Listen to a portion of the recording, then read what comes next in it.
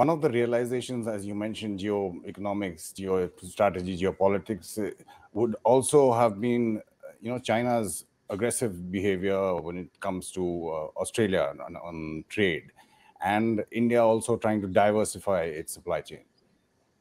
Yeah, well, not consciously, but otherwise, I think the vulnerabilities of supply chains, the realization that over dependence on any single market or any single source of supply is not conducive to long-term economic security, and therefore one must diversify all of that and find new partners, not necessarily alternate partners, but certainly new partners, new markets, and therefore, yes, that does play a role. If you would like to expand a little bit more on some of the crucial elements in ECTA, Ambassador, I mean, when you're talking about zero tariffs or critical minerals or investment funds, because when you talk about FTAs, you can say goods, services, yes, but here you're even including taxation. Yeah. This is a much broader agreement. Loosely these agreements are known as FTAs or free trade agreements, but it goes much beyond that. It's not just about reducing tariffs or eliminating tariffs. That is one major part of this ECTA, of course. Australia has removed tariffs on all our goods, almost all our goods, and the rest of them within the next few years. We've eliminated tariffs on 85% of Australia's trade with India, and more will follow. So that's one aspect of it. Then we have, interesting elements of the ECTA, which includes mobility partnership, migration, which includes new visa categories, which includes mutual recognition of academic qualifications. So it goes way beyond that. Taxation. There is an issue of the double taxation avoidance agreement, one part of that creating some problems. And under this ECTA, we've decided that that will also be resolved simultaneously with the entry into force of this agreement. So it's a very broad agreement, much broader than an FTA. Commissioner, and a lot of interest about the visa regime that you are mentioning, whether it's for professionals, whether it's for students. If you want to just expand a little bit on that as well. Yeah, so for students, this agreement gives to our students here post-study work rights, as it's called.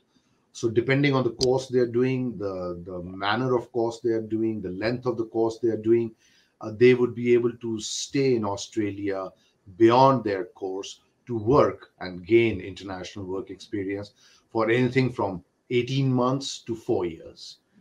So that is very obviously very attractive to Indian students who might wish to come to Australia, because besides getting their education, it guarantees them the ability to get at least some work experience as well.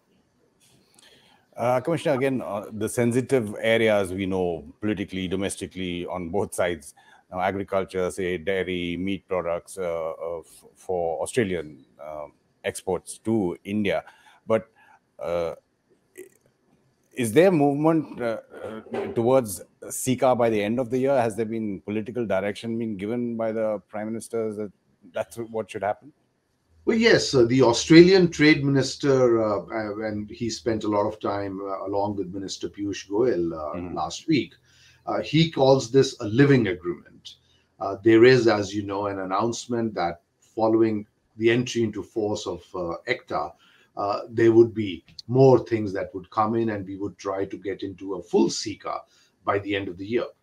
We'll see how that goes, but clearly there is scope to further add on to various elements of this, bring in even newer elements beyond this. So all that is certainly possible. Agriculture, you mentioned, yes, agriculture is a sensitive subject, not just for India, but also for Australia, as it is for a lot of economies. But having said that, the sensitivities are well understood and appreciated, which is why forward movement was possible. And even within that, we've been quite realistic, and aspects of agriculture or agro processing or animal husbandry where we feel that we could today give market access to Australia. We have obtained, we have given that. For instance, sheep meat is a part of this. Wool is a part of this. Some amount of cotton is a part of this. Wine is a part of this. So there are several elements, even in that space. Wherever it's workable, it has been possible to agree. Mr. Goyal, as you mentioned, he had, a plethora of meetings. It was across the board when you talk about politics. I think even shadow ministers he met. Within Australia itself, with the poll process on, is there bipartisan support for ECTA and the deal with India? Yes, I can say that categorically, and it's very heartening to see the very, very strong bipartisan support for the larger relationship with India, but also particularly for this new agreement. Both parties, obviously, the ruling coalition is the one that has signed this agreement, and the opposition party has also lent its support to it. And as you said, High Commissioner, in terms of the speed of this being negotiated, before this there was the FTA with the CEPA with the UAE.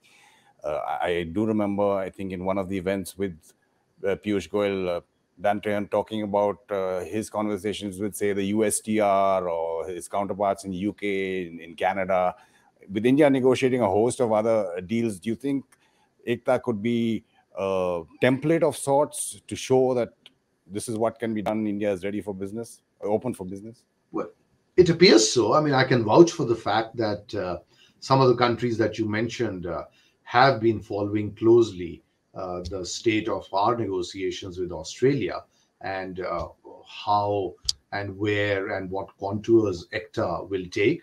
And yes, clearly, I suppose there are signals in this for other countries as well. And the most important signal, I think, is what I said earlier. If a deal can be mutually beneficial, if it is seen as a win win for both sides, it's certainly possible to conclude it.